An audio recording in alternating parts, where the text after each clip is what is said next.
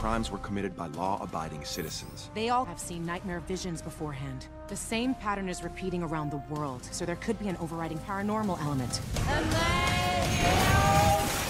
Are you talking about magic? Then we have to find John Constantine. Justly Dark is about a series of people who believe that they are seeing normal people as demons, making them to go violent. A woman running over people with her car, a man almost killing his family with a shotgun, a woman almost dropping her baby from a building. Because of these events, Batman gets a tip to find John Constantine to find out what is or who are playing on these people's minds. Justly Dark is probably probably the best DC anime movie that we got given for a while, because since Bruce Timm left the DC anime films, it has kind of been hit and miss. It is the okay films like a Justice League War or a Batman vs. Robin, and then you get the very shitty ones like Fighting Atlantis, and Batman Assault on Arkham. I did not care for that film whatsoever. I'm sorry everyone, I heard the live action Suicide Squad movie versus the actual anime one. And then Bad Blood. With this one, it's the best one out of the New 52 design DC animated shared universe, if you could say. And probably is because all the bullshit that we got given.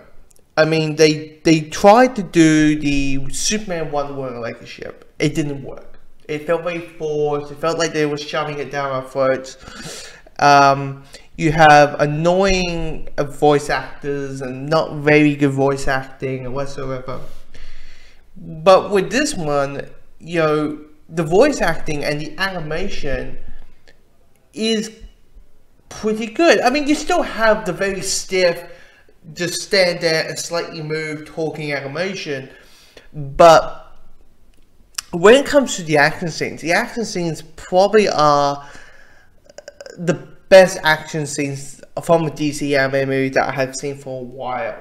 And I mean, it's a movie that doesn't have much action in it. I mean, very fluid, very physical. The characters are very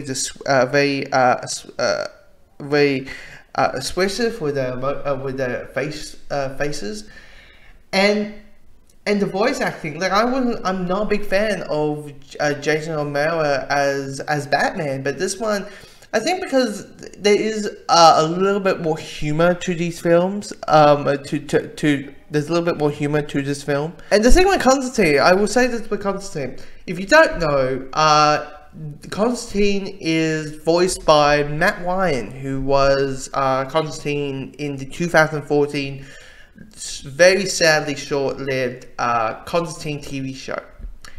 And he's been popping up everywhere. There was a crossover on Arrow. They just announced an animated Constantine TV show with him as the voice. I wouldn't mind if he became the Mark Hamill of Constantine, because he is probably the like off the page version of the character. And of course, this is called Justly Dark, and Justly Dark is just on the supernatural characters. So you got Dead Man, who I thought in the beginning would be this, hey, you know, he's like, hey, we got, you know, you got you, me, Batman, Swamp Thing, Atana, what's this going on? And I thought, oh geez, this character's gonna fucking bug me. He didn't.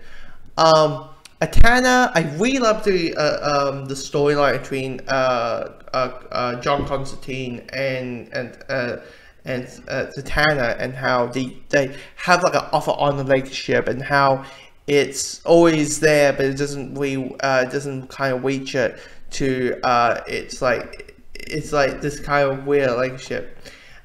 It's not a Batman show, I will say this. If you're thinking, oh Christ, Batman, come on, give us another hero.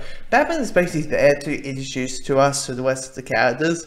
Like, he's basically how in X-Men Days of Future Past, how the first 30 minutes became a Wolverine show. But then when the plot starts going, it doesn't. It's more on about Xavier and Eric.